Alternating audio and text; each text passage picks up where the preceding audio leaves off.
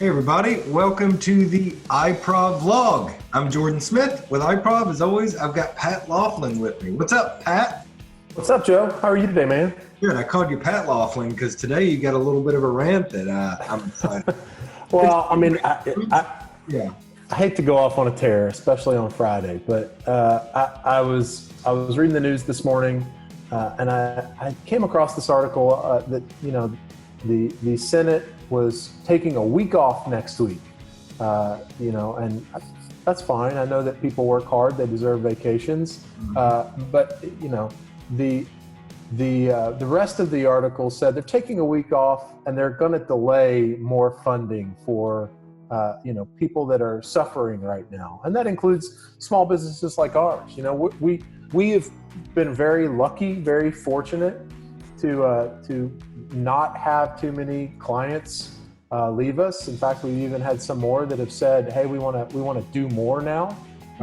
We've been listening to you that when you say that this is a time of opportunity to grow our market share. We've been very fortunate, but we are among a very fortunate few. And I think it's ridiculous that the people that we hire to go to work for us aren't working for us. And so it sort of put this idea in my head. You and I are in leadership at our company. By any measure, we are a quote unquote boss. We have people that work for us. We have people that report to us. But in my mind, and I think that there are a lot of leaders out there that would agree with this, they don't work for me.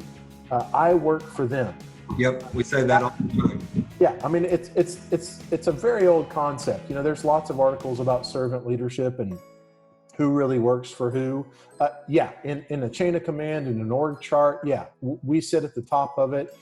And if that's important to you, you can look at that thing all day and feel important. But the truth is, if you're a boss and a good one, you're working on their behalf, not the other way around. And smart managers think of it that way too, because the people that work for you are leverage. They let you get more done in a day than you could ever get done by yourself. Well, if you treat it the way that you're talking about, right? Yeah. I mean, and if you don't abuse people or set unreasonable expectations, if you train your people well, if you're building a culture where they love coming to work every day, that is the job of leadership. That is the job that that a manager should be working toward. What can I do every day to make my employees' lives better? What can I be doing to make them smarter? What can I do to make them more efficient and more productive? And not because it serves me, because it serves both them and their career growth, but it serves the business, which ultimately, leaders have a fiduciary responsibility to. We've all worked for some jerk that came in, an hour later than anybody else. Dumped 3 days worth of work on somebody and said you have 3 hours to do it, and gave zero explanation about what they expected when it was all done. And inevitably we've all gotten it done because when you're in some of those positions in some of those companies, you're fearful, and you can manage by fear and you'll get some productivity, but the truth is you get just enough, and you're never going to be happy with the results. And ultimately, you're going to spend all of your time looking for more people to be afraid of you, as opposed to people that want to, really help you build and grow the thing that you want to grow, help you achieve your vision, which we talk about all the time. Also, find people in the organization that are going to challenge you as a boss. I mean, absolutely. Concept. I mean, that's how we all grow, is by being challenged, and that works from the bottom up, not just the top down, right? Yeah, I mean, I'm not that old, but I'm definitely getting older. And I mean, that's like a truism. We're all getting older. But when I say that, in our business where the speed of change is hourly, not daily, not weekly, not monthly, not yearly, I mean, hourly. When there is some new platform that we need to learn about so that we can help our clients take advantage of it, it's really hard for somebody, in their 40s with lots of extra responsibilities outside of work to keep up with all of that. I do my best, but luckily I have this talented group of young people that want to keep up with that because it's part of their social lives, or their friends are there and they want to learn how it engages, or they're just curious. So I get to take advantage of their curiosity to help grow my business and grow my clients' businesses. And the truth is, they're coming to me saying, "Hey, we should be doing this." I'm not going to them and saying, "Hey, I've noticed this." Yeah.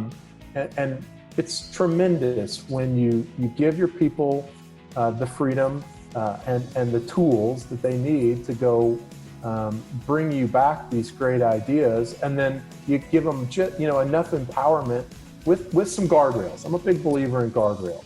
With the guardrails on that empowerment to go build something fantastic, and inevitably they will. It's something that you'll be proud of, they'll be proud of, and it will let you reward them for that effort. Well, I think you don't get that when you manage with the stick.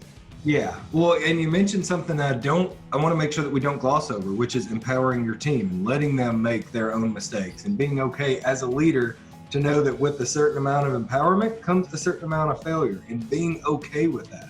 But you're not going to get that growth from your team or yourself or the organization if you don't do those things that you talked about: setting expectations, finding proper ways to motivate them, not just with fear, empowering them, which means letting them fail. Leadership's it's a privilege, but that privilege comes with responsibilities. And sometimes the responsibility is saying, I do have to work harder than my team, but also have to step back when I know it's time to step back, right? Absolutely. Yeah. You want to be their parachute, and you want to protect them, and it's selfish too. I mean, you want to protect your business relationship with this client. You don't want your business to look like they don't know what they're doing. But the truth is, I hear all the time from business owners, "Man, it's impossible to find good people. If I could only find good people, I could really grow this business." And the truth is, they're not looking in the mirror. Chances are they are not a good leader. Yeah. And they're not leading in a way that turns, disinterested people into drivers of the business. Mm-hmm. In my experience, when people complain about millennials or Gen Zers, it is because they are unwilling to change. This group of young people is incredibly bright, incredibly hardworking, incredibly self-motivated, and incredibly curious. But they are curious about the things that they're curious about, and you need to figure out a way to leverage that, to harness that, because they are going to change the world, and that's evident. The world is changing because of them, and if you're unwilling to change, you're going to find yourself with a whole lot of people that are unwilling to work for you. So of course you're getting the bottom of the barrel when it comes to recruiting. I mean, it just makes perfect sense. If you're unwilling to change, people are going to be unwilling to work for you, especially the people that you want to work for you. So you got to give, and you got to give, and you got to give. And when you think you're done giving, you got to give some more. Yeah. So if you're the boss, you work for them, period. Get used to it. Yeah. Sorry. And if you're not the boss, are you serving your boss, or are they serving you? Yeah. And if you're the one serving your boss, I know that times are tough out there, but I would seriously start looking for a boss that's willing to help you achieve your best, not asking you all the time to help him or her achieve their best. Absolutely. So rant over. I couldn't believe that the people that are supposed to work for us and on our behalf are delaying any effort to try to stem the tide of what might be coming right now. It's incredible to me, and it's antithetical to the way that I live my life, run my business, and the way that I want the world to be. So if I can change it in any way, even by putting out a video that says I'm pissed off about it, I'm going to do it. Well, it's about all I can do if I'm right, if I'm honest. I can vote and I can complain about it. Yeah. So.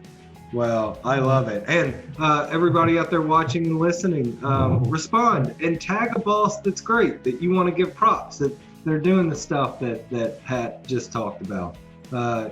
We like pats on the back every once in a while too. So do us a favor and tag them below in the comments. Let them know, give them an attaboy. Let them know that they're doing a good job at serving you in your role. All right, Yeah. Pat. Yeah, in fact, I'd be willing to personally reward good bosses. If you've got a good boss in the comment, let me know. I want to send them something nice. Yeah, absolutely. All right. Well, happy long weekend, Pat. Until next time. Good to see you, Joe.